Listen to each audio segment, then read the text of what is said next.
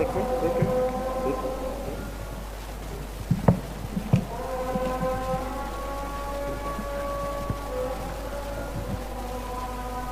think they.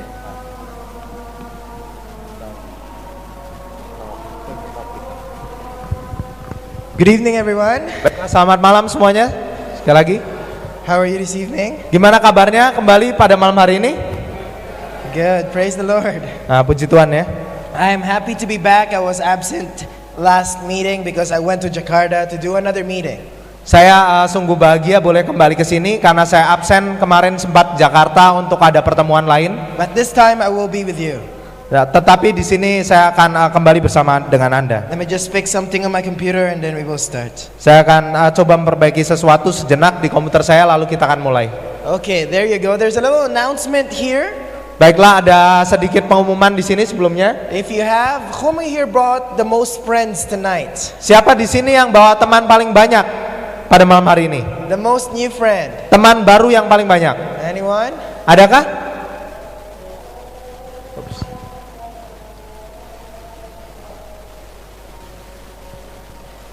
Sorry, my computer is... Okay, there you go.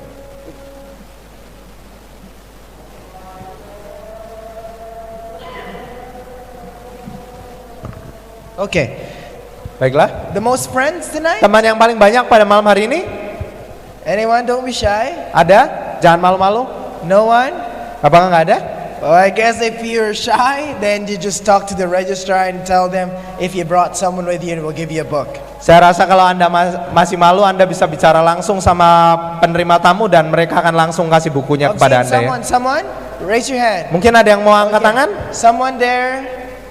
Ada Bapak di sana ya. Yeah, someone will give you a book as you move forward. Mungkin seseorang boleh tolong kasihkan bukunya kepada Bapak tersebut. Please do not forget that tonight we are still having some registration. So if you're new, please put your name on the registration. Jadi jangan lupa kita masih ada pendaftaran berlangsung. Kalau Anda belum daftar, tolong segera mendaftar ya. And please do not be absent so that you may have the Bible at the end of the meeting. Dan jangan absen kalau boleh supaya Anda boleh dapat Alkitab di akhir pertemuan nanti. And also if you haven't got the DVD, please grab one in the registrar. Dan kalau Anda belum juga mendapatkan DVD, Anda bisa dapatkan di pendaftaran. And also we have a free Bible lesson tonight. Every single night there is a free Bible lesson. Dan juga kita ada DVD gratis pada malam hari ini dan juga pembelajaran Alkitab. So please pembelajaran Alkitab. Sekiranya jadi Anda boleh dapatkan satu nanti sebelum keluar juga. There's also a Bible program for children. I always have announced that. So please do come just right there on the side. Dan ada program Alkitab untuk anak-anak. Mungkin anak-anak boleh diajak ke samping. What is coming up? Lalu apa yang akan datang besok? Tomorrow, my dear friends, we will be studying the topic that Satan hates. Besok kita akan mempelajari topik yang sangat dibenci oleh setan. What's the topic that Satan hates? Apa kira-kira topik yang dibenci oleh setan? You'll see that tomorrow when you come. Dan kita akan bahas bersama kalau Anda datang besok malam. On Tuesday, we will be studying a $10,000 offer for a mysterious missing Bible text. Dan di hari Selasa kita judulnya adalah sayembara 100 juta menemukan ayat misterius di Alkitab yang hilang. We'll give a $10,000 offer, my dear friends, so those people can give that Bible text to us. Jadi sayembara 100 juta bagi mereka yang bisa mendapatkan ayat untuk hal itu. Let's request our chorister to please come up here in front and we will sing Turn Your Eyes Upon Jesus. Jadi kita akan undang pemandu lagu kita untuk maju ke depan dan kita akan menyanyikan lagu tema kita Pandanglah pada Yesus. I hope you know this song already, so let us stand together. Jadi saya harap Anda sudah sama-sama tahu lagunya. Mari kita sama-sama berdiri. Turn your eyes upon Jesus. Pandanglah pada Yesus. Pandanglah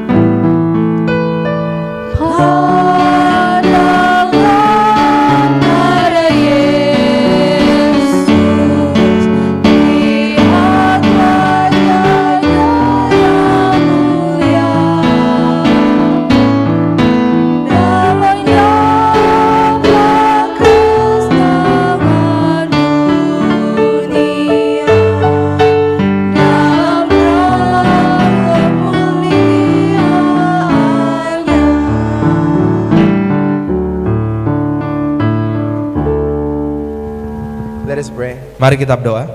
Our dear Heavenly Father, Bapa kami yang surga, we come to you, Lord, tonight kami datang kepadamu pada malam hari ini with humble hearts, Father.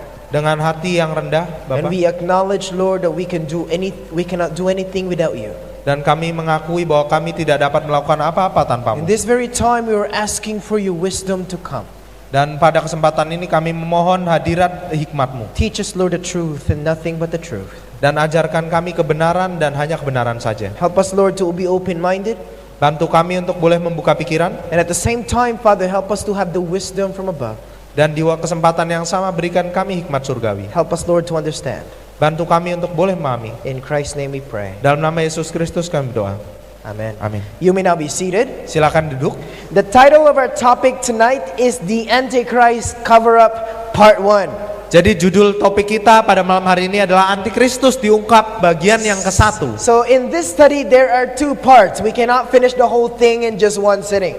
Dan pembelajaran ini ada dua bagian karena kita nggak bisa menyelesaikan semuanya dalam satu sekali pertemuan saja. So there will be part 1 and part 2. Jadi akan ada bagian pertama dan bagian So I kedua. hope you won't miss it. Jadi saya harap Anda tidak melewatkannya. My dear friends, history today is filled with conspiracies. Saudara-saudaraku sekalian, sejarah pada saat ini dipenuhi dengan konspirasi, Filled with scandals and corruption, dipenuhi dengan skandal dan korupsi, especially politics. terutama dalam politik, dunia But politik. most of those scandals and corruptions, my dear friends, were never really exposed. Dan kebanyakan dari skandal-skandal itu nggak pernah terungkap. And most of the things that we hear in the media today are mostly lies. Dan banyak hal yang mungkin kita dengar dari media adalah sebuah kebohongan saat ini. And as if, my dear friends, that no one can be trusted in this generation. Seakan nggak ada lagi hal yang mudah dipercaya di generasi ini. Seems like the mouth of the radio and television are all lies. Seakan banyak sekali kebohongan di radio dan televisi. But my dear friends, the Bible tells us that John 8:30, Tetapi teman-teman, Alkitab mengatakan di Yohanes 8 ayat yang ke-32, I'm sorry, my slide is stuck. Is it freezing here? I'm sorry. Okay, there you go. It's moving now. Okay, so it seems like, my dear friends, we cannot trust anyone in this generation. seakan kita nggak bisa mempercayai semua orang-orang di generasi ini. But the Bible tells us, my dear friends, that Jesus will teach us the truth. Tetapi Alkitab mengatakan Yesus akan mengajarkan pada kita kebenaran. John 8 in verse 32, the Bible said, "Ye shall know the truth, and the truth shall set you free." Dikatakan di Yohanes 8 ayat yang ke-32, Yohanes 8 ayat yang ke-32, bahwa Anda akan tahu kebenaran dan kebenaran akan membebaskan Anda. So the Bible tells us, my dear friends, that the truth shall set us all free. Dikatakan kebenaran akan memerdekakan kita, Yohanes 8:32. The truth shall come to us. It will be given to us. Dan kebenaran itu akan diungkapkan pada kita. But the question that I have for you tonight is, where do we find the truth? Tapi pertanyaannya adalah bagi kita malam ini, di mana kita bisa temukan kebenaran? Where? Di mana kira-kira? Is it from the people around us? Apakah dari orang-orang yang ada di sekitar kita kah? My dear friends, we shall find the truth in the Bible. Dan teman-teman, kita semua akan dapatkan kebenaran itu dari firman Tuhan Alkitab kita. Because the Bible is God's words to us. Karena Alkitab adalah firman Tuhan bagi kita. The Bible said, my dear friends, ye shall know the truth, and the truth shall set you free. Alkitab mengatakan Anda akan tahu kebenaran dan kebenaran akan memerdekakan Anda. So is there a cover-up concerning this Antichrist? Jadi apakah ada penutupan mengenai antikristus ini? Before we move on, okay? Is there something wrong with the slides? What's wrong? The first three is in English. Maaf, Yes. tiga yang pertama ini masih dalam bahasa Inggris ya. Okay, we forgot to translate, but it's okay. So is there a cover-up concerning this Antichrist, my dear friends? Tetapi apakah ada penutupan mengenai antikristus ini? Well, we will see. Dan kita akan lihat sama-sama. Revelation 14, 6-10. Wahyu 14 ayat 6 sampai 10. In fact, the Bible, my dear friends, did not just expose the Antichrist, but he warns us about this Antichrist beast. Bahkan Alkitab bukan hanya mengungkapkan siapa itu antikristus, tetapi sudah memperingatkan sebelumnya. This warning, my dear friends, is given to the three angels' messages. Dan peringatan ini diberikan dalam pekabaran 3 malaikat bentuknya. In fact, let us read that in Bahasa. Baiklah, mari kita baca di dalam bahasa Indonesia. Kita baca sama-sama. Gimana? 1, 2, 3. Dan aku melihat seorang malaikat lain terbang di tengah-tengah langit, dan padanya ada Injil yang kekal untuk diberitakannya kepada mereka yang diam di atas bumi, dan kepada semua bangsa dan suku dan bahasa dan kaum. Let's go next slide. Dan ia berseru dengan suara nyaring, takutlah akan Allah dan muliakanlah Dia, karena telah tiba saat penghakimannya, dan sembahlah Dia yang telah menjadikan langit dan bumi dan laut dan semua mata air. Next slide. Dan seorang malaikat lain, malaikat kedua menyusul dia dan berkata, sudah rubuh Babel, kota besar itu yang telah memabukkan segala bangsa dengan anggur hawa nafsu cabulnya. Go next. Yang berikutnya. Dan seorang malaikat lain, malaikat ketiga menyusul mereka dan berkata dengan suara nyaring, jikalau seorang menyembah binatang dan patungnya itu dan menerima tanda pada dahinya atau pada tangannya, maka ia akan minum dari anggur murka Allah yang disediakan tanpa campuran dalam cawan murkanya, dan ia akan disiksa dengan api dan belerang di depan mata malaikat-malaikat kudus dan di depan mata anak domba. There you have in the book of Revelation, my dear friends, a warning not to worship the beast. Jadi di sini kita dapati di kitab Wahyu sebuah peringatan untuk tidak menyembah si binatang. Well, who is this beast? Tetapi siapa si binatang ini, We will see, my pertanyaannya? friends, that this is actually the Antichrist beast of the book of Revelation. Dan kita akan sama-sama melihat bahwa ini sebetulnya adalah binatang antikristus di kitab Wahyu. There you have the first angel, my dear friends, says, worship the Creator. Di sana kita dapati malaikat pertama mengabarkan sembahlah Sang Pencipta. But a third angel warns us not to worship the beast and receive his mark.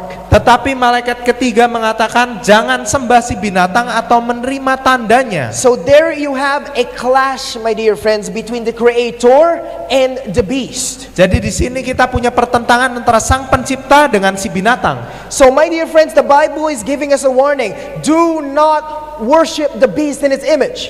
Jadi Alkitab memperingatkan pada kita jangan sembah si binatang atau patungnya. Question.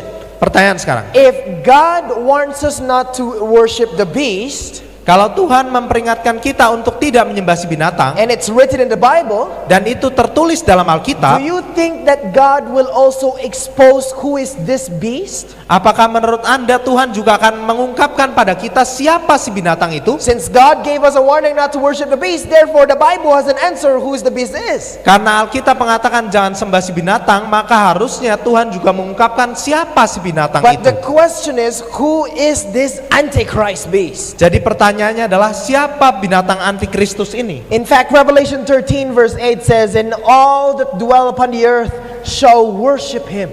Dikatakan bahkan di Wahyu 13 ayat yang 8, dan semua orang yang diam di atas bumi akan menyembahnya. So all that worship the earth, my dear friends, shall worship this Antichrist beast. Jadi dikatakan semua yang diam di atas bumi akan menyembahnya. Binatang So antikristus this ini. Antichrist beast, my dear friends, is not just a person who lives somewhere, but this is a power that is worshipped by everyone. Jadi ini adalah bukan seorang yang tinggal entah di mana, tetapi adalah sebuah kuasa yang akan disembah oleh banyak orang. So who is this Antichrist beast, my dear friends? Jadi siapa binatang antikristus ini, teman-teman? This topic has a lot of speculation throughout the world. Dan topik ini banyak punya praduga atau spekulasi di seluruh But I want to dunia. promise you tonight that we will be studying not speculation, but from the Word of God itself. Tetapi saya berjanji pada malam hari ini kita tidak akan berspekulasi atau menduga-duga, tetapi kita akan belajar dari firman Tuhan sendiri. If you go to the internet Kalau kita pergi ke internet and ask Google who is the Antichrist, dan bertanya pada Google siapa antikristus itu, by the way, I won't recommend you do that.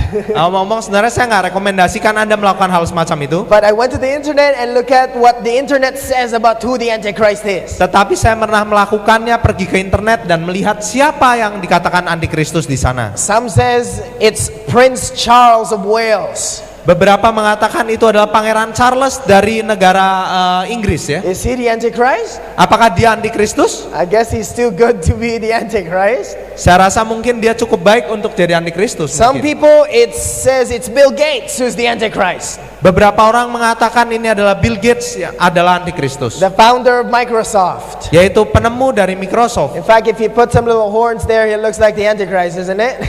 Mungkin kalau dikasih tanduk kecil mungkin jadi antikristus katanya But mereka. I guess he's not the Antichrist, my dear friends. Tapi saya rasa dia bukanlah antikristus, teman-teman. Some people say it's Barack Obama who's the Antichrist. Bahkan beberapa orang mengatakan Barack Obama lah antikristus. But who is this Antichrist? These are all speculations, my dear friends. Dan ini semua spekulasinya, teman-teman. But what did the Bible says about this? Tetapi apa yang Alkitab katakan mengenai hal In ini? fact, there's a lot of books written about this Antichrist topic, my friends, but this is all speculations. Bahkan banyak buku ditulis mengenai antikristus ini, tetapi ini semua adalah spekulasi. Tonight we'll be studying who this Antichrist is. Jadi pada malam hari ini kita akan belajar bersama siapa ini antikristus. The Antichrist cover-up. Jadi antikristus diungkapkan. Did you know, my friends, that there are actually 3 symbols of the Antichrist in the Bible?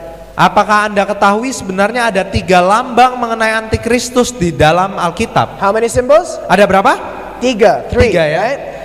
Number 1 is this man of sin in 2 Thessalonians chapter 2. Yang pertama adalah si murtad di 2 Tesalonika 2. This man of sin is a symbol of the Antichrist. Dan si murtad ini menjadi salah satu lambang dari antikristus. The second one is the beast found in Revelation 13. Dan yang kedua adalah binatang yang kita temukan di Wahyu 13. That is a symbol of the Antichrist also. Itu juga menjadi lambang dari antikristus. In Daniel chapter 7, there was written about the little horn, and also that is a symbol of the Antichrist. Dan di Daniel 7 ada dikatakan mengenai tanduk kecil, itu juga adalah jabaran untuk si antikristus. Tonight, my dear friends, prepare your pen and paper because we will be visiting those 3 tonight.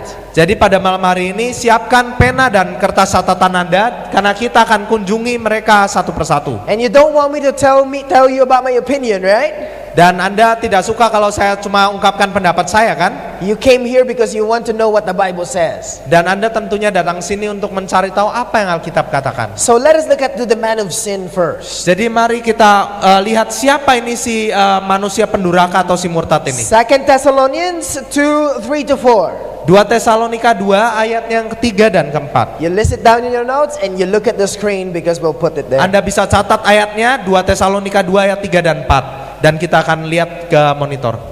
Go read. Oke, 1, 2, 3. Janganlah kamu memberi dirimu disesatkan orang dengan cara yang bagaimanapun juga. Sebab sebelum hari itu haruslah datang dahulu murtad, dan haruslah dinyatakan dahulu manusia durhaka yang harus binasa, yaitu lawan yang meninggikan diri di atas segala yang disebut atau yang disembah sebagai Allah, bahkan ia duduk di bait Allah dan mau menyatakan diri sebagai There Allah. you have the first symbol of the Antichrist. Di sini kita dapati lambang pertama dari antikristus. The Bible said that he shall exalt himself above God. Dikatakan dia akan meninggikan dirinya di atas semuanya, bahkan Allah sendiri. And the Bible said he will sit in the temple of God, Bahkan dikatakan ia duduk di bait Allah showing himself that he is God. dan mau menyatakan diri sebagai Allah. So my dear friends, let me give you a statement here. Izinkan saya menyatakan sebuah pernyataan di sini. Instead of being an obviously evil, openly anti-Christian person who will rise from outside of the church, the real Antichrist will be a professed Christian. Jadi daripada nyata-nyata jahat, antikristen yang secara terbuka muncul dari luar, si antikristus ini, yang antikristus yang sebenarnya adalah mengaku sebagai Kristen atau pengikut Kristus. Because based on what we read, he is living in the temple of God. Karena berdasarkan baru apa yang baru saja kita baca, ia duduk di bait Allah So dikatakan. therefore he is not an outsider from the church. Jadi dia bukan orang luar sebetulnya. He is inside the church. Dia ada di dalam kekristenan. So who is this Antichrist? Tetapi siapa antikristus ini? Let us look at two more symbols in the Bible. Mari kita lihat dua lambang lain di dalam Alkitab. First we'll go to this beast in Revelation 13. Yang pertama kita akan pergi ke binatang di Wahyu Then 13. we go to Daniel chapter 7. Lalu kita akan pergi ke Daniel 7. Are you ready? Sudah siap? If you're sleeping, say yes. Dan kalau Anda tertidur tolong katakan ya. Okay, no one sleeping. Baiklah, nggak ada orang yang tidur ya. Okay, let us look at Revelation 14 and 9 and 10. Let us look at the warning again in the Bible. Mari kita lihat peringatannya sekali lagi dalam Alkitab Wahyu 14 ayat 9 dan 10. Let us look at that. Mari kita lihat bersama-sama. It says, Dikatakan 1, 2, 3. Dan seorang malaikat lain, malaikat ketiga menyusul mereka dan berkata dengan suara nyaring, jikalau seorang menyembah binatang dan patungnya itu dan menerima tanda pada dahinya atau pada tangannya, maka ia akan minum dari anggur murka Allah yang disediakan tanpa campuran dalam cawan murkanya, dan ia akan disiksa dengan api dan belerang di depan mata malaikat-malaikat kudus dan di depan mata anak domba. so the Bible tells us, my dear friends, that we are warned not to worship this beast, Jadi Alkitab memperingatkan kita agar tidak menyembah si binatang ini, or we shall receive the wine of his wrath. atau kalau tidak kita akan menerima anggur murka Allah. What is this wine of his wrath? Dan apa ini anggur murka Tuhan ini? This is the 7 last plagues. Itu adalah 7 malapetaka atau tulah terakhir. So if we worship this beast, the Antichrist beast, we will have that 7 last plagues, my friends. Jadi kalau kita menyembah binatang antikristus ini, kita akan mendapat 7 tulah terakhir ini. Let us read this beast in Revelation 13. Mari kita lihat sama-sama binatang di Wahyu 13 ini. Let us look at that in Revelation 13, 1 to 3. Mari kita lihat bersama di Wahyu 13 ayat 1 sampai 3. Let's read it together. Dikatakan di sana, mari kita baca bersama. 1, 2, 3. Lalu aku melihat seekor binatang keluar dari dalam laut, bertanduk 10 dan berkepala 7. Di atas tanduk-tanduknya terdapat 10 mahkota, dan pada kepalanya tertulis nama-nama hujat. Stop there. Mari kita berhenti The sampai Bible sana. tells us, my dear friends, that there was a beast who came from? Alkitab mengatakan ada binatang yang muncul dari mana? Came from? From the sea. Dari dalam laut. And then the Bible tells us, my dear friends, that he had 7 heads, 10 horns, and 10 crowns. Dan dikatakan oleh Alkitab di sana ada kepala 7, tanduk 10, dan ada mahkota, 10 mahkota. We're just going to scratch the surface as of now, but later we're going to study that very text. Jadi kita akan pelajari dulu permukaannya, lalu kita akan pelajari mendalam ayat ini. Let us look at the characteristic of this beast. Mari kita lihat dulu karakteristik seperti apa binatang Let's ini. read that in Bahasa. Mari kita sama-sama langsung ke bahasa Indonesianya. Dikatakan, binatang yang kulihat itu serupa dengan macan tutul, dan kakinya seperti kaki beruang, dan mulutnya seperti mulut singa, dan naga itu memberikan kepadanya kekuatannya dan tahtanya dan kekuasaannya yang besar. Next slide. Slide berikutnya.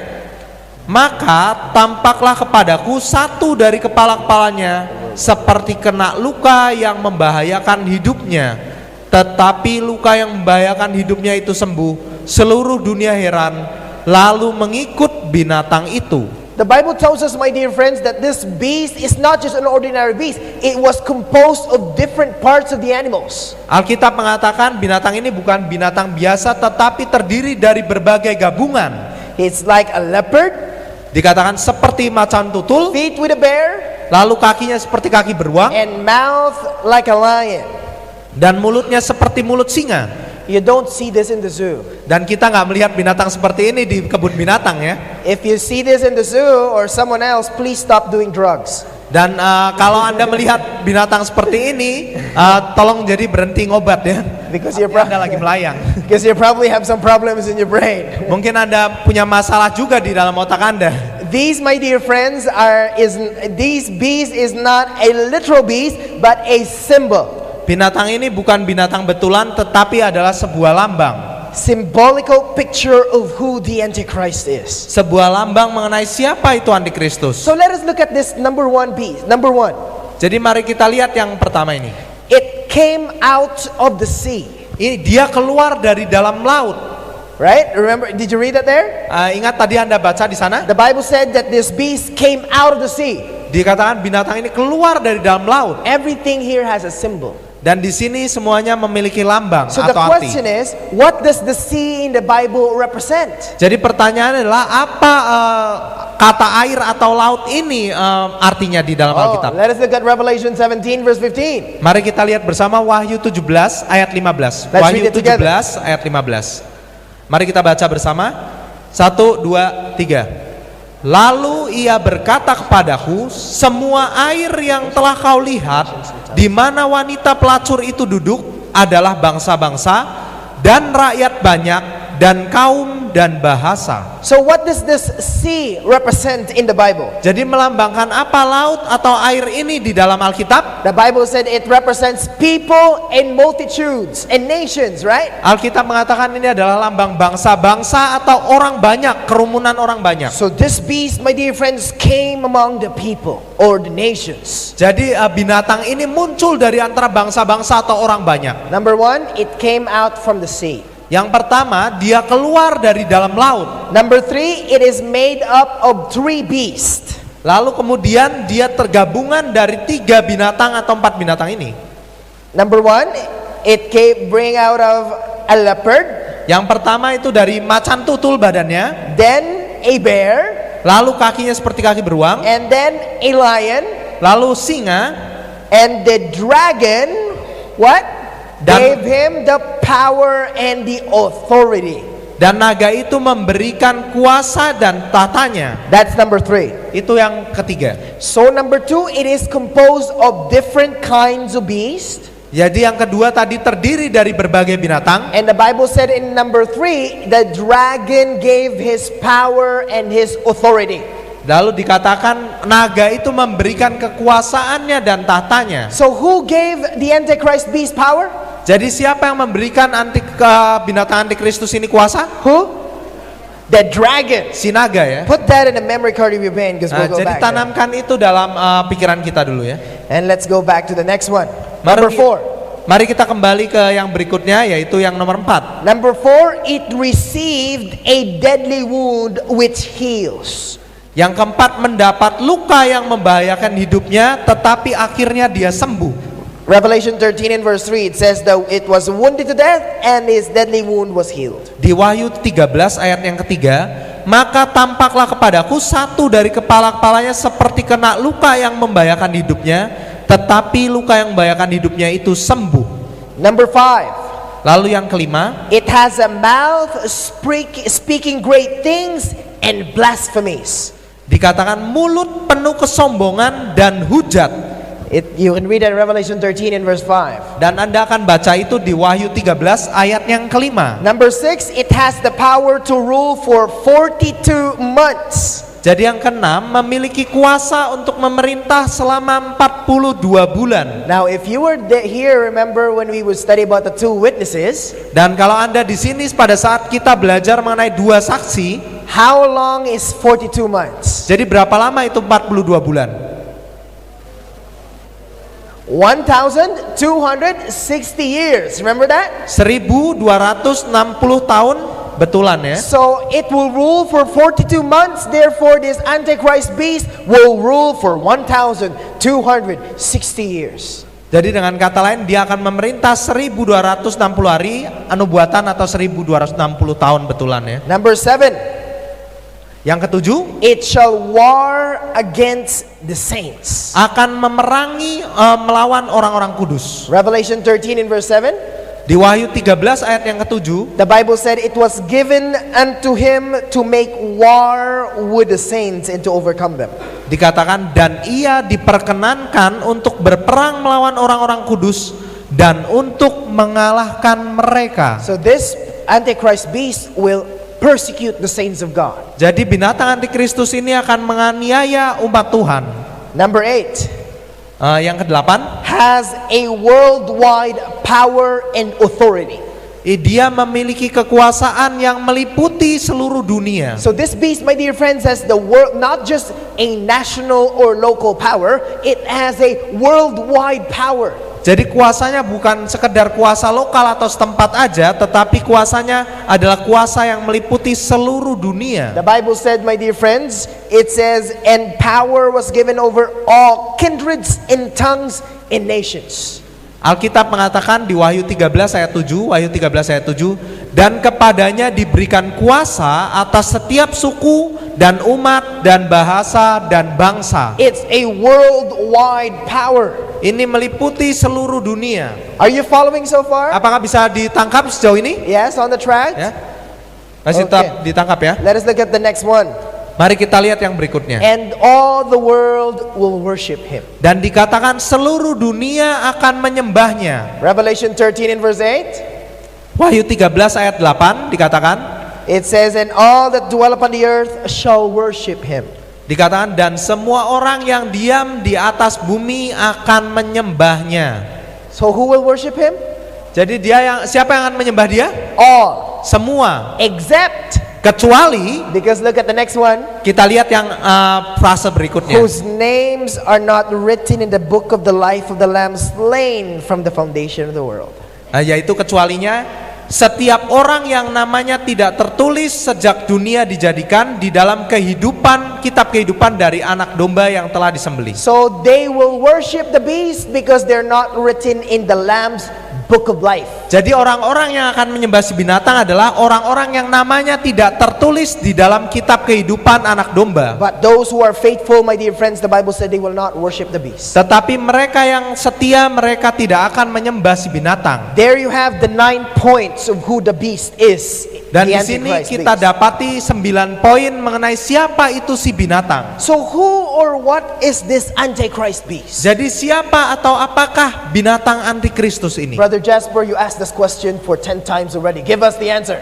Saudara Jasper, kayaknya kamu udah tanya pertanyaan ini 10 kali lebih kayaknya. Tolong kasih kami tahu jawabannya. Well, I cannot answer that unless you understand the points first. Dan saya tidak bisa menjawab itu langsung kecuali kita paham poinnya dulu. So we will study more. Jadi kita akan pelajari lebih lagi. So who is this beast and what is this beast all about? Jadi siapa atau apakah binatang antikristus ini? Before we answer that, we need to ask the question, in Bible prophecy, what does the beast represent? Jadi sebelum kita menjawab hal itu, kita perlu menjawab dulu apa arti lambang binatang dalam Alkitab. Is that a good question to ask? Apakah itu pertanyaan yang baik untuk boleh ditanyakan? What does a beast represent in the Bible? Jadi melambangkan apa binatang di dalam Alkitab? Well, we need to leave temporarily the book of Revelation to go to a book called the book of Daniel.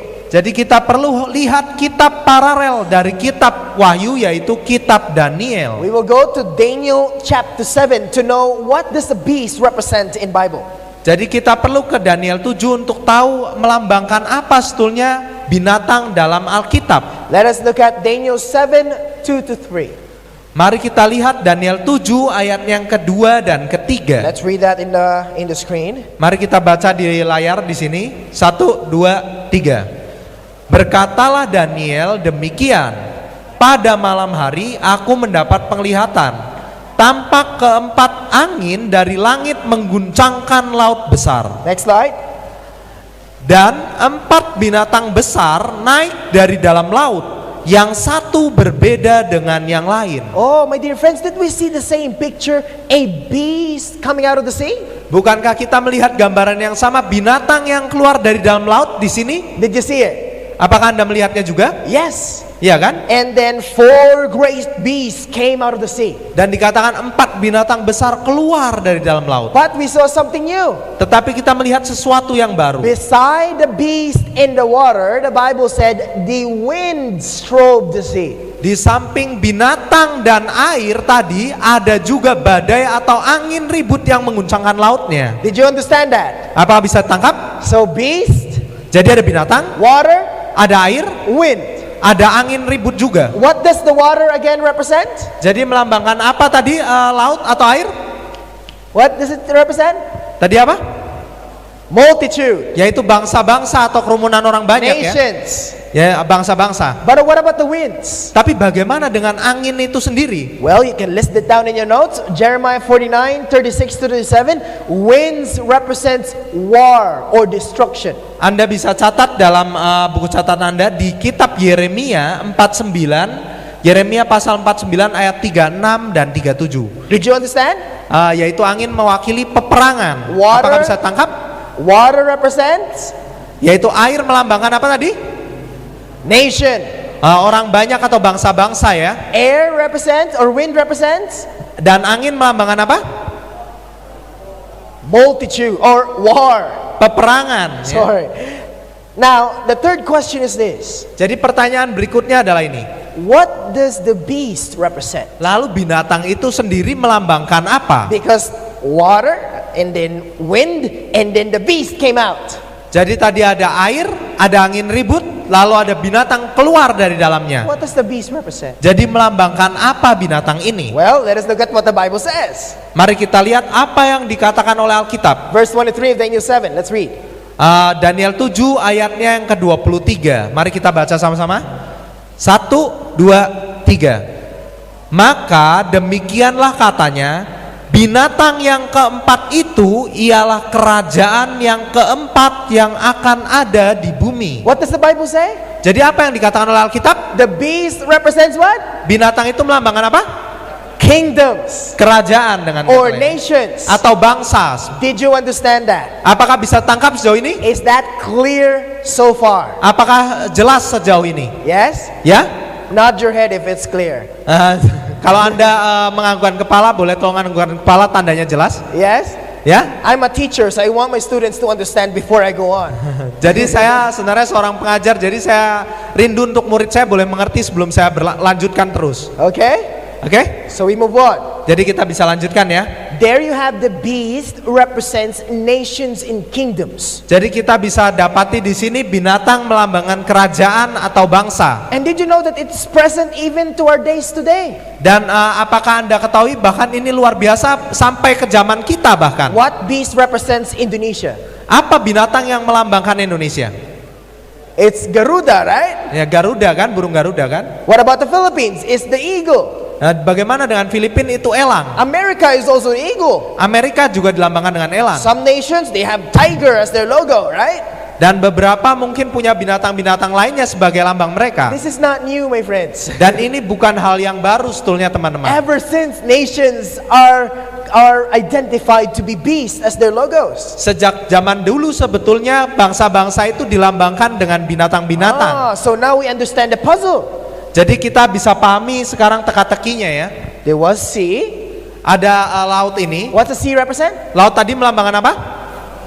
People, nations. Ya bangsa-bangsa, orang banyak. And then the wind strode the sea. Lalu angin ini mengguncangkan laut. What does it mean? Apa artinya itu? There were fightings among the people. Jadi ada peperangan antara orang banyak ini. And then after the fightings among the people, kingdoms arose. Jadi setelah peperangan-peperangan ini, bangsa-bangsa atau kerajaan-kerajaan ini Did you muncul. understand? Apakah bisa ditangkap sejauh ini? That means the Bible said kingdoms was a result of wars. Dengan kata lain, Alkitab mengatakan kerajaan adalah hasil dari peperangan. Is it true in history?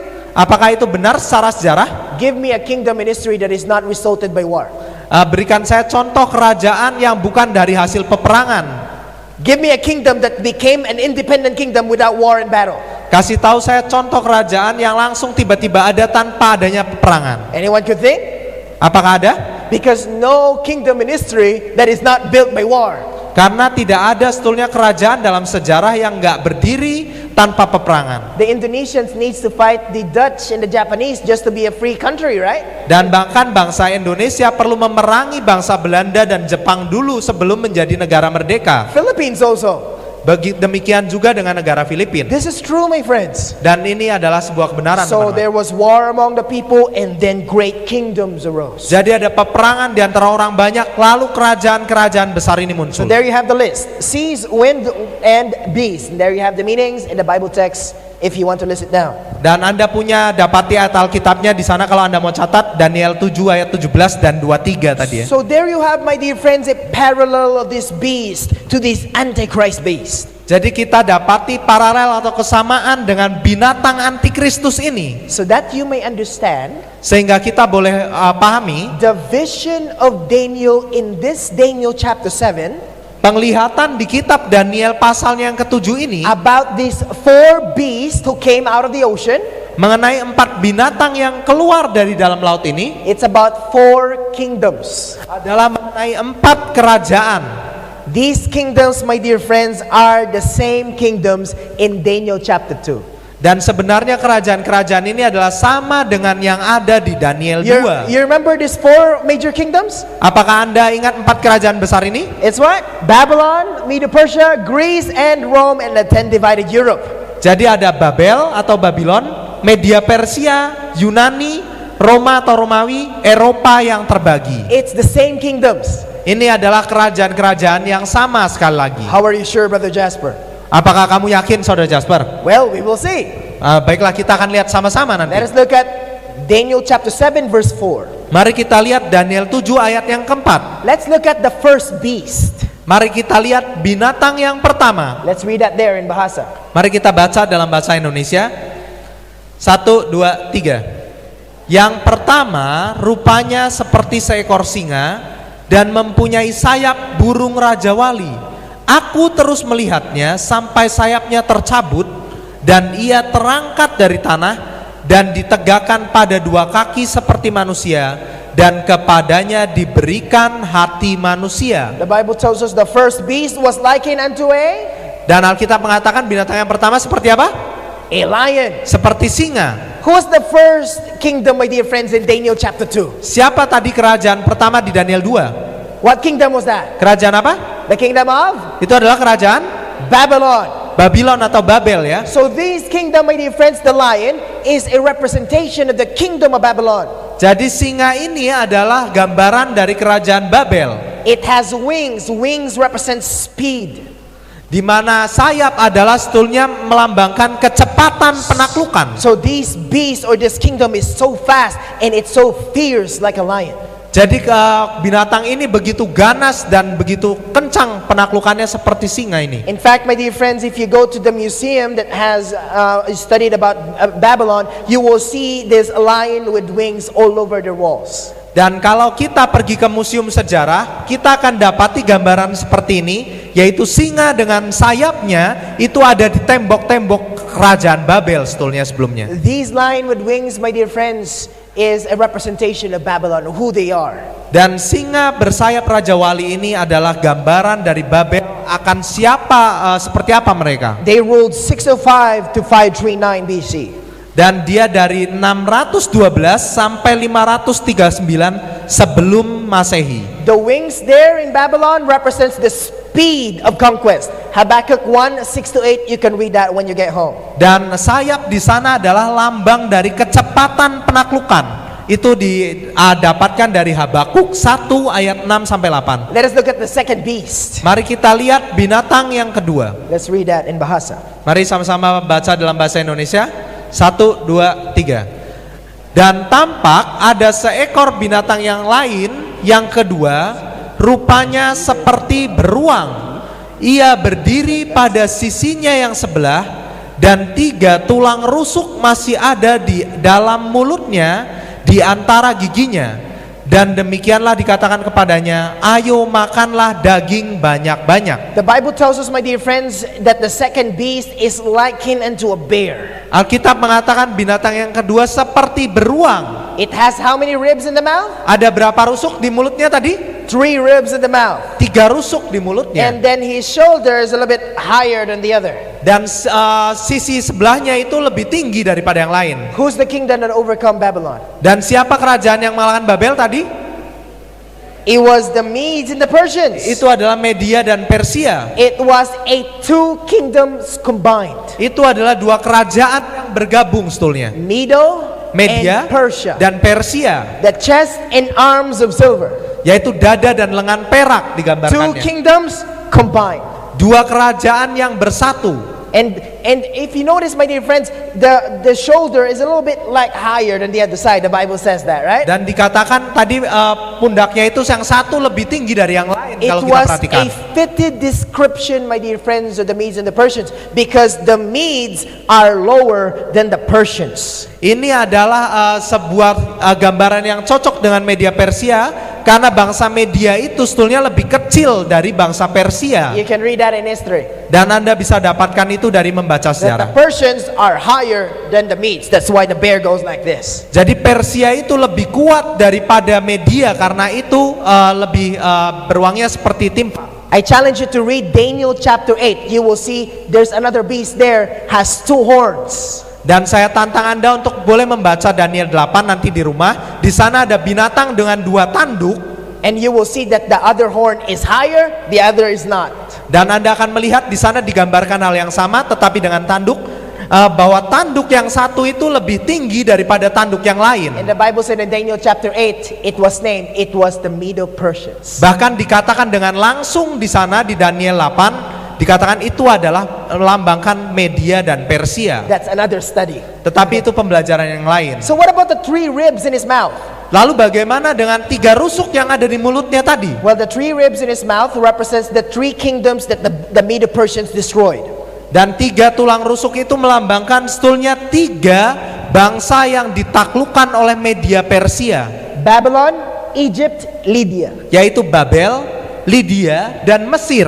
3 kingdoms that they destroyed. That's why it has 3 ribs in the mouth. 3 kerajaan yang mereka telah hancurkan. Jadi karenanya digambarkan ada 3 rusuk dalam mulutnya. Are you following so far? Apakah dapat diikuti sejauh ini? Because I'm getting excited because I Karena like this saya topic menjadi so much. terlalu bersemangat kayak.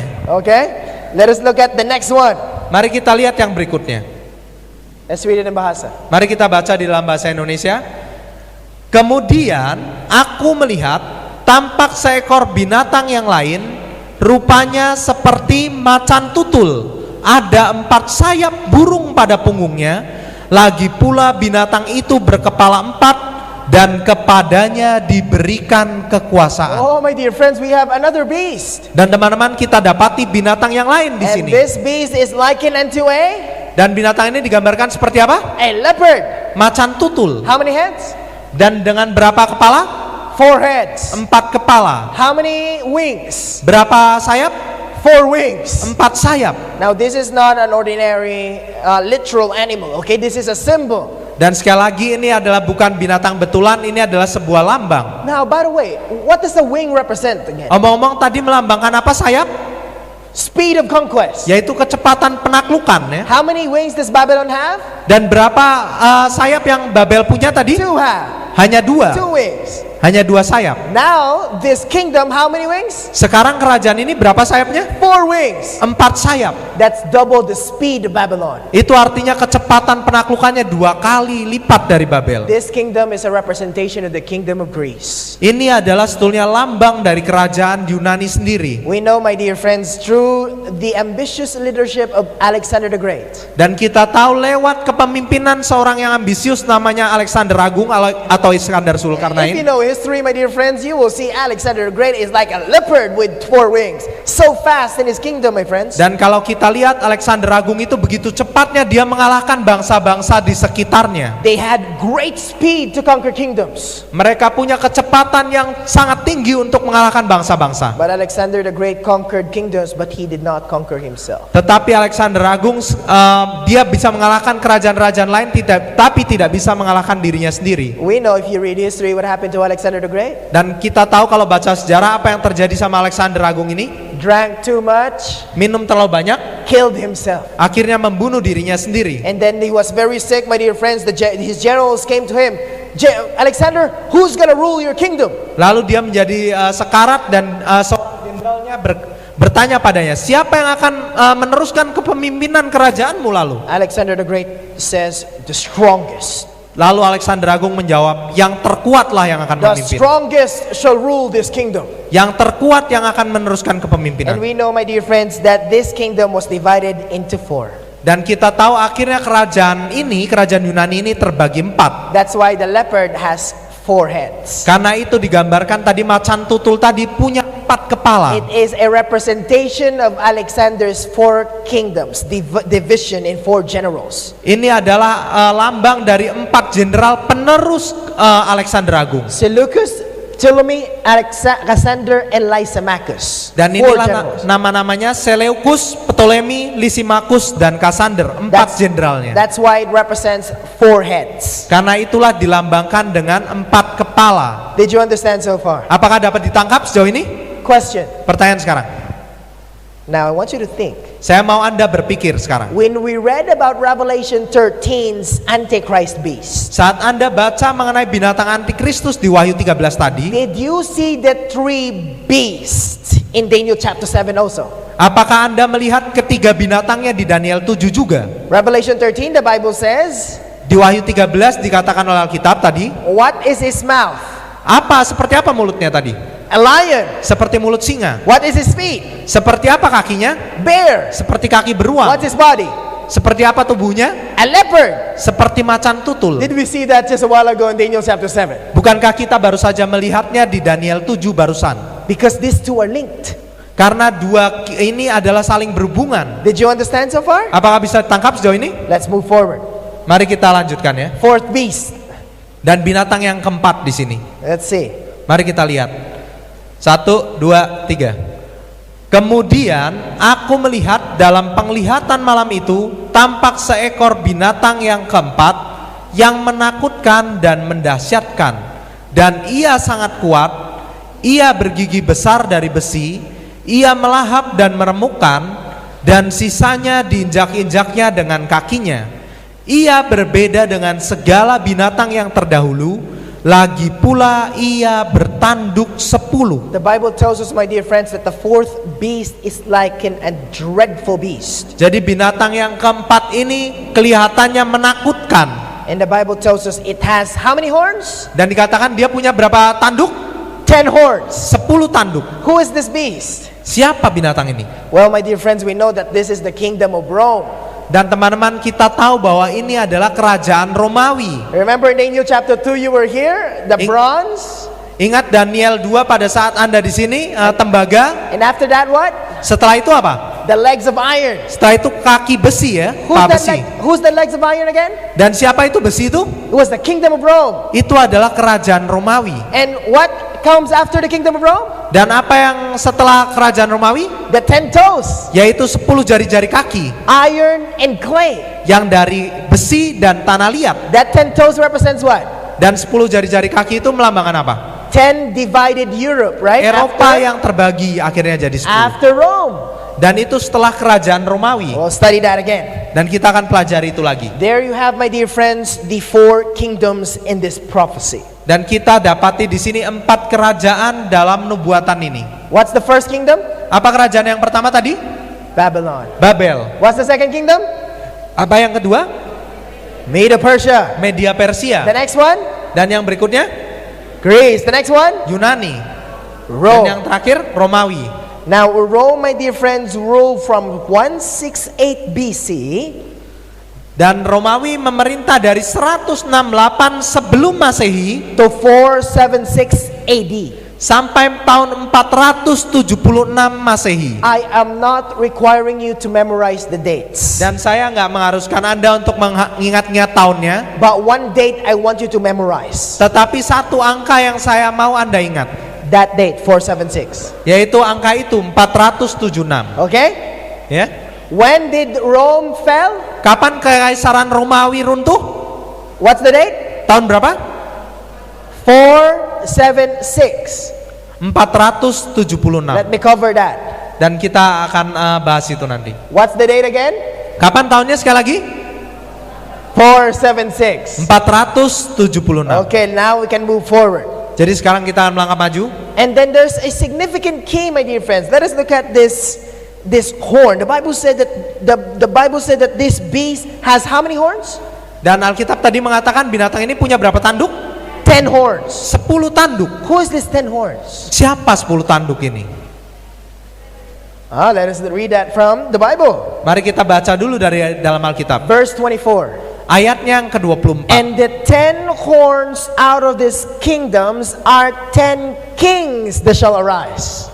Dikatakan di sana, ke-10 tanduk itu ialah ke-10 raja yang muncul dari kerajaan itu. Ayat 24 ya. In Daniel chapter 2, did we read 10 kingdoms also? Bukankah di Daniel 2 kita dapati juga ada 10 jari kaki? How many toes do you have? Berapa jari-jari kaki yang kita punya? 10. 10 kan? Now we have 10 horns. Sekarang kita dapati 10 tanduk ini. 10 horns or 10 10 tanduk atau 10 apa? kingdoms. 10 kerajaan. Now who is these 10 kingdoms, my dear friends? Dan siapa ke-10 bagian kerajaan ini? From 476, my dear friends, to the end of the world. Dari tahun 476 sampai akhir dunia. Who is these 10 kingdoms? Siapa ke-10 kerajaan ini? These are the 10 divided kingdoms of Europe. Ini adalah kerajaan Eropa yang terbagi jadi 10 artinya. The Bible said 10 kings. Alkitab mengatakan 10 raja. Kings, my dear friends, must have a kingdom. Dan tentunya raja ini harus memiliki sebuah kerajaan. The word kingdom came from the two words from English, a king and his domain. Jadi kata kingdom atau kerajaan ini datang dari dua kata di bahasa Inggrisnya, yaitu king atau raja dan domain atau wilayah kekuasaan. That's why it says kingdom. Karena itulah dikatakan kingdom ya, kerajaan. You cannot be a king without a domain. Dan kita nggak bisa menjadi seorang raja tanpa memiliki wilayah kekuasaan dulu. Did you understand? Apa bisa dipahami sejauh ini? 10 kings are 10 kingdoms. Jadi 10 tanduk ini adalah 10 kerajaan. These are the 10 kingdoms, my dear friends, when Europe fell or Rome fell. Inilah 10 kerajaan pada saat Romawi runtuh. Alemanni, the Germans, Burgundians, the Swiss, the Franks, the French, Lombards, the Italians, the Saxons, the English, Suevi, Portuguese, the Visigoths, the Spanish, and the three kingdoms, Heruli, Vandals, Ostrogoths, now extinct. Dan kita dapati di sini Alemanni adalah Jerman, Burgundi adalah Swiss, Franks yaitu Prancis, Lombard Itali, Saxon itu Inggris, Suevi itu Portugis, Visigoth itu Spanyol, dan yang 3 lainnya Heruli, Vandal, dan Ostrogoth sudah lenyap. These are the 10 divided kingdom of Rome, my dear friends. Inilah bagian dari 10 pecahan Romawi. Now, sekarang, why were these 3 extinct? Kenapa 3 ini lenyap? You will see, my friends, because this little horn, the Antichrist, took them away. Dan kita akan melihat bahwa si tanduk kecil ini atau antikristus ini yang melenyapkan mereka sebetulnya. You will see that in the future. Dan kita akan melihat itu di nanti kemudian hari. Let us look at verse 8. Tetapi kita lihat dulu ayat 8 di sini. Let's read. Kita baca. Sementara aku memperhatikan tanduk-tanduk itu, tampak tumbuh di antaranya suatu tanduk lain yang kecil, sehingga 3 dari tanduk-tanduk yang dahulu itu tercabut, dan pada tanduk itu tampak ada mata seperti mata manusia dan mulut yang menyombong. The Bible tells us, my dear friends, that this little horn plucked out how many horns? Dan dikatakan tanduk kecil ini akhirnya mencabut berapa tanduk?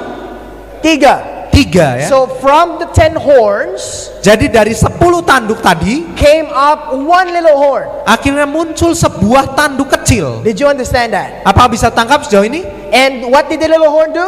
Dan apa yang dilakukan tanduk kecil ini?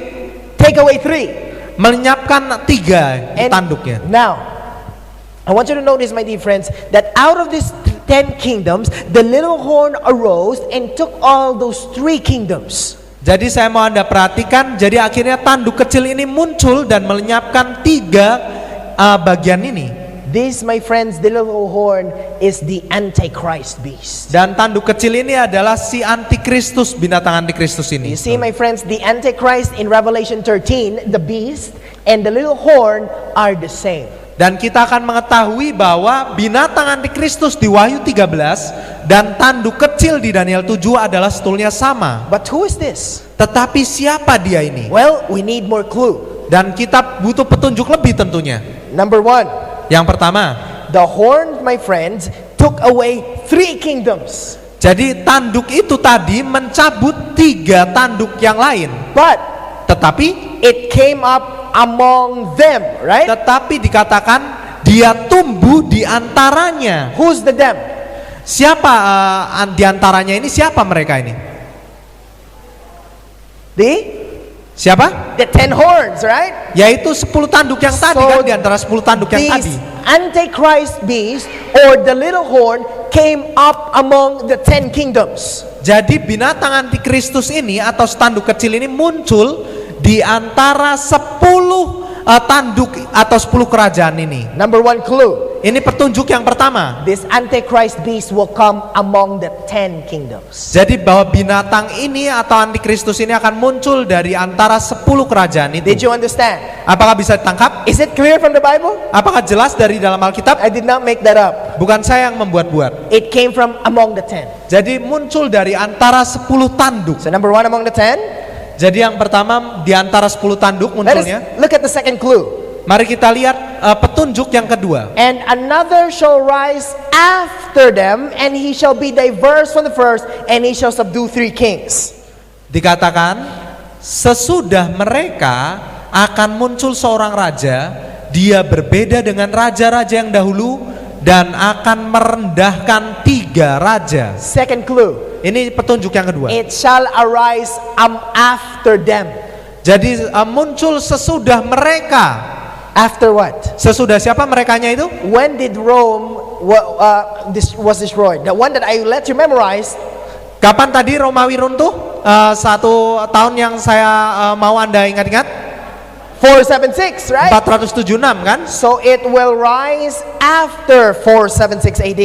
Jadi dia akan muncul sesudah tahun 476 Masehi. Because the Bible said it shall arise after them. Dikatakan akan muncul sesudah mereka. Is it clear so far? Apakah jelas sejauh ini? Okay. Baiklah. Let us look at number 3. Mari kita lihat yang ketiga. It says, and I considered the horns, and behold, there came up among them another little horn. It's a little horn. Jadi dikatakan, sementara aku memperhatikan tanduk-tanduk itu, tampak tumbuh di antaranya suatu tanduk lain yang kecil. Tanduk ini masih kecil dikatakan. Interesting. Jadi sungguh menarik sekali. What does the horn represent? Melambangkan apa tadi tanduk? Kingdom. Yaitu kerajaan. In other words, this will be a little kingdom. Dengan kata lain, waktu muncul ini adalah kerajaan yang kecil. Did you understand that? Apakah bisa tangkap sejauh ini? Yes? Ya atau tidak? Let's proceed. Mari kita lanjutkan. It will come out in those places in Europe, but it will be a little kingdom. Dikatakan dia akan muncul di suatu tempat di Eropa dan dia berupa kerajaan yang kecil awalnya. The next clue is that 3 of the first horns plucked up by the roots. Just read the yellow one. Mari kita baca yang tulisan kuningnya. Sehingga 3 dari tanduk-tanduk yang dahulu itu tercabut. Number 4 clue, my friends, it will take out 3 kingdoms. Jadi petunjuk yang nomor 4 akan mencabut 3 tanduk. Let us look at the next one. Mari kita lihat yang berikutnya. Verse 8. Dan Verse di ayat yang ke-8 and it has eyes like the eyes of men. dikatakan mata seperti mata manusia. Number 5, it has a human leader. Dengan kata lain, dia akan punya pemimpin manusia. It has a human leader. Dia punya pemimpin manusia. Let us look at the next one. Yang berikutnya, Verse 24. ayat yang ke-24. The Bible said, my friends, he shall be diverse from the first. Dikatakan ayat yang 24, dia berbeda dengan raja-raja yang dahulu. So number 6, it will be a unique or different kingdom from the others. Jadi dia akan menjadi kerajaan yang unik atau berbeda dengan kerajaan yang lain. In other words, this kingdom will not be the same like the 10 kingdoms. It will be a different kingdom. Dengan kata lain, dia nggak akan sama seperti kerajaan yang lain, dia akan berbeda. Verse 25. Ayat yang 25 lalu. And he shall speak great words against the Most High. Dan dikatakan dia akan mengucapkan perkataan yang menentang yang maha tinggi. What does it mean? Apa artinya itu? That means this power has blasphemy. Artinya kuasa ini akan melakukan penghujatan. Blasphemous mouth. Mulut yang menghujat. But Brother Jasper, what is blasphemy? Jadi Saudara Jasper, apa itu penghujatan? Oh, let us look at, if you have a pen and paper, list down John 10, 30 to 33. Dan kalau Anda bawa pena dan buku catatan, Anda bisa catat Yohanes 10 ayat yang ke-30 sampai The 33. Bible says this. What is blasphemy? Alkitab mengatakan apa itu salah satu definisi hujat. Jesus answered them, many good works have I showed you from my Father. For which of those works do you stone me? Dikatakan Yohanes 10 ayatnya 30 sampai 33, kata Yesus kepada mereka, banyak pekerjaan baik yang berasal dari Bapakku yang kuperlihatkan kepadamu. Pekerjaan manakah diantaranya yang menyebabkan kamu mau melempari aku? The Jews wants to stone Jesus. Jadi orang Yahudi mau merajam, melempari batu kepada Yesus. Why do they want to stone Jesus? Lalu kenapa mereka mau melempar batu pada Yesus? The answer in the next verse. Let's read. Dan jawabannya ada di ayat berikutnya seiring kita baca. Jawab orang-orang Yahudi itu, bukan karena suatu pekerjaan baik maka kami mau melempari engkau, melainkan karena engkau menghujat Allah, dan karena engkau sekalipun hanya seorang manusia saja menyamakan dirimu dengan Allah. Why do they want to stone Jesus? Kenapa mereka mau melempari Yesus dengan batu? Because they think Jesus is committing blasphemy. Karena mereka berpikir Yesus sedang menghujat. According to the Bible, what is blasphemy? Jadi menurut Alkitab apa itu penghujatan? When a man makes himself God on this world. Jadi ketika seorang manusia mengangkat dirinya sebagai Tuhan di bumi, That's blasphemy. itu adalah penghujatan. It's not blasphemy with Jesus because he's the Son of God. Itu bukan penghujatan bagi Yesus karena Yesus juga merupakan putra Tuhan ilahi sendiri. But for others, my dear friends, it was blasphemy. Tetapi bagi yang lain itu adalah penghujatan. Because blasphemy is when someone makes himself a God in this world. Karena penghujatan adalah pada saat seseorang menjadikan dirinya sebagai Tuhan So di muka bumi. number seven, this little horn power or the Antichrist will speak blasphemy. Jadi yang ketujuh, kuasa tanduk kecil ini akan menghujat. Let us look at 25 and 21. Mari kita lihat ayat yang ke-25 dan 21. Let's read that together. Mari kita baca bersama-sama. 1, 2, 3. Ia akan mengucapkan perkataan yang menentang yang maha tinggi, dan akan menganiaya orang-orang kudus milik yang maha tinggi. Dan aku melihat tanduk itu berperang melawan orang-orang kudus dan mengalahkan mereka. Oh, this beast or the Antichrist beast, my dear friends, shall persecute the saints. Jadi antikristus ini akan menganiaya orang-orang kudus. Number 8 clue who the Antichrist is, it shall be a persecuting power. Jadi yang ke-8 adalah kuasa penganiaya. He has the power to persecute the saints. Ia punya kuasa untuk menganiaya orang-orang kudus. Let us look at the next one. Mari kita lihat yang berikutnya. Let us read. Mari kita baca sama-sama. 1, 2, 3. Ia akan mengucapkan perkataan yang menentang yang maha tinggi, dan akan menganiaya orang-orang kudus milik yang maha tinggi. Ia berusaha untuk mengubah waktu dan hukum. Oh, the Bible tells us, my friends, it will change times and laws. Jadi Alkitab mengatakan pada kita bahwa ia berusaha untuk mengubah waktu dan hukum. That's number 9. Itu adalah yang ke-9. This Antichrist power shall change the time and the laws. Ia berusaha mengubah waktu dan hukum, kuasa antikristus Let us look ini. at the next one. Kita lihat yang berikutnya. It says, and they shall be given into his hand until a time and times and dividing of time. Dikatakan di ayat yang ke-25, dan mereka akan diserahkan ke dalam tangannya selama 1 masa dan 2 masa dan setengah masa. How much is this time, times and half a time? Jadi berapa ini masa, 2 masa dan setengah masa ini? Did you know, my friends, that this is 42 months? Apakah Anda tahu bahwa ini sama dengan 42 bulan tadi? How do I know? Bagaimana saya bisa tahu? Because in the Bible, my dear friends, Karena dalam Alkitab, teman-teman, time is 1 year. masa, 1 masa itu 1 tahun. Times, plural, is 2 years. Jadi 2 masa adalah 2 tahun. Half a time is half a year. Dan setengah masa, setengah tahun. That's how many years? Itu jumlahnya berapa tahun? 3.5. 3,5 tahun. How many days is there in 3.5 years? Dan berapa banyak hari di dalam 3,5 tahun? 1,260 days. 1.260 hari. And we were here when during the lecture, my dear friends. We remember that 1 day in Bible prophecy is equals to how many years? Dan kita ingat sama-sama satu hari nubuatan di dalam nubuatan itu berapa tahun? 1,260 years is equals to 1 year in Bible prophecy.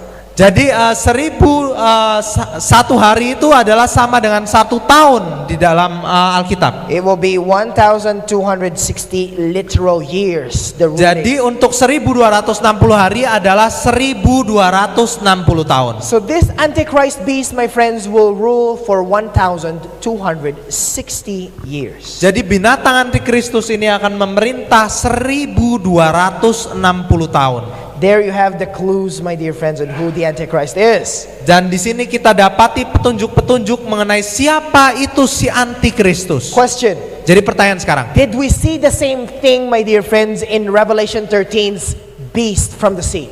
jadi apakah kita lihat hal yang sama juga dari binatang antikristus di Wahyu 13? Yes? Ya atau tidak? Because this Antichrist, my friends, is the same. They have the same characteristic. Karena antikristus ini memiliki karakteristik yang sama sebetulnya. The beast from the sea, Binatang yang muncul dari dalam laut, and you have a beast is also a kingdom. This is also a kingdom. dan kita dapati binatang adalah sebuah kerajaan, The Bible said that the beast shall be different.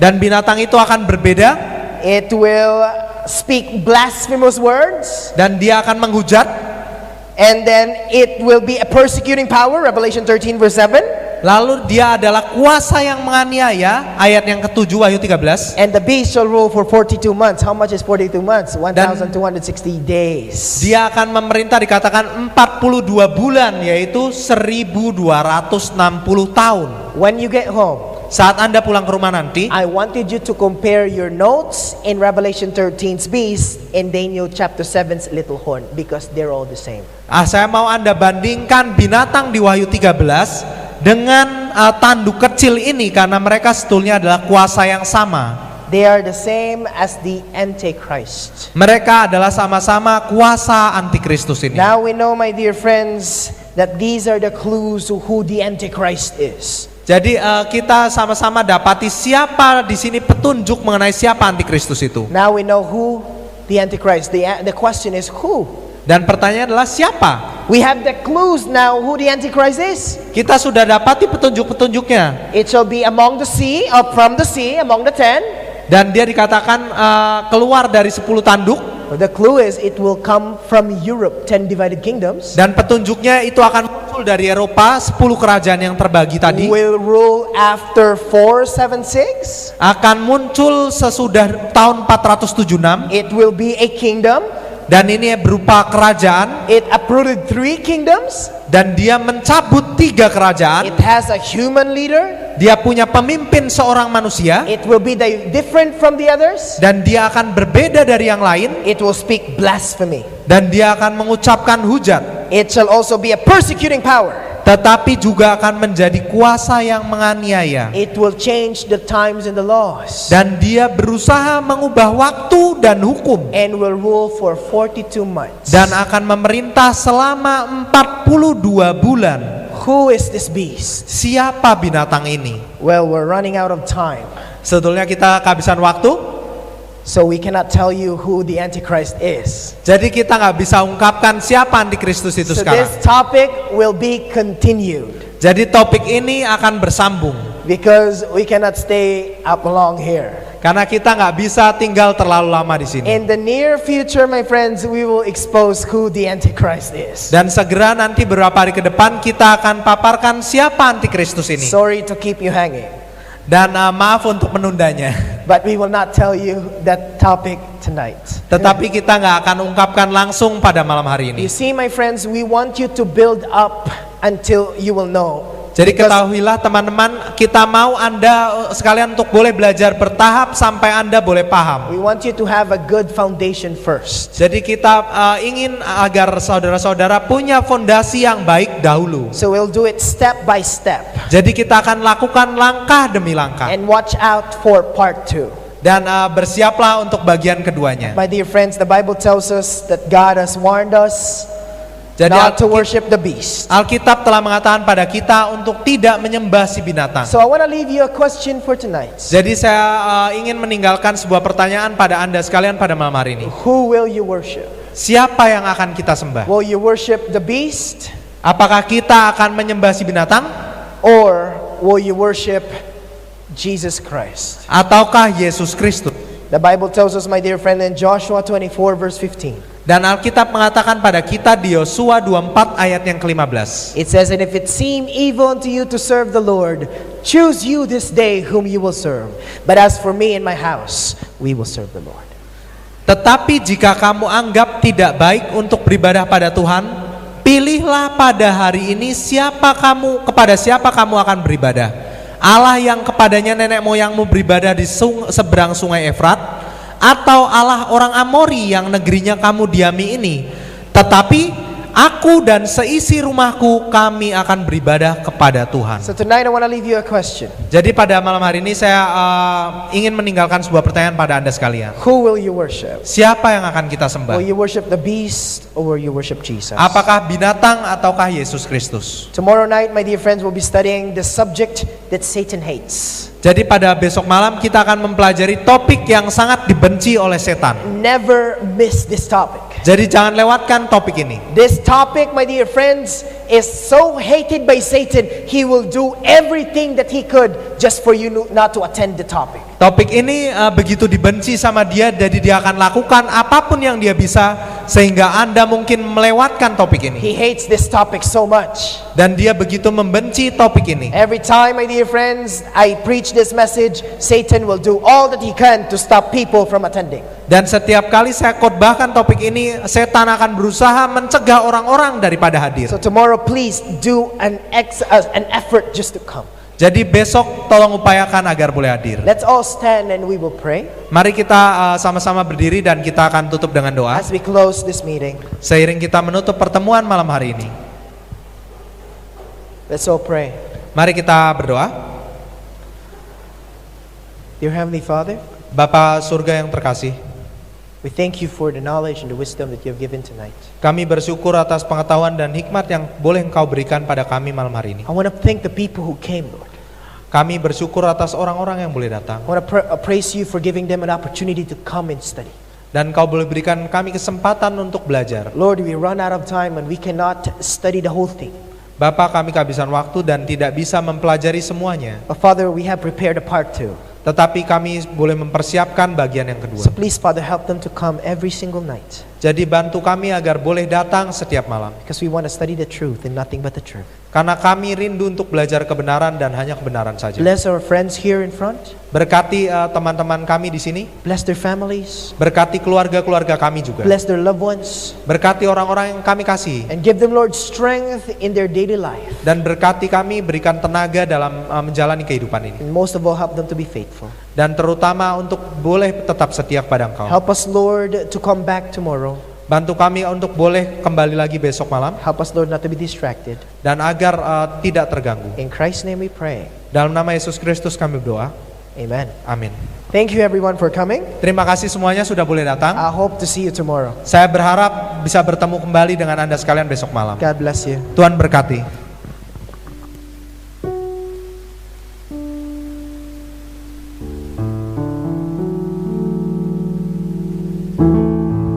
Disampaikan banyak terima kasih kepada Bapak Ibu saudara-saudari yang telah hadir dalam acara seminar di malam hari ini. Dan sebagai informasi, mulai malam hari ini kita tidak ada seminar nubuatan, seminar kesehatan. Karena itu seminar nubuatan kita akan mulai pada pukul 18.30. Dan yang kedua, materi pembelajaran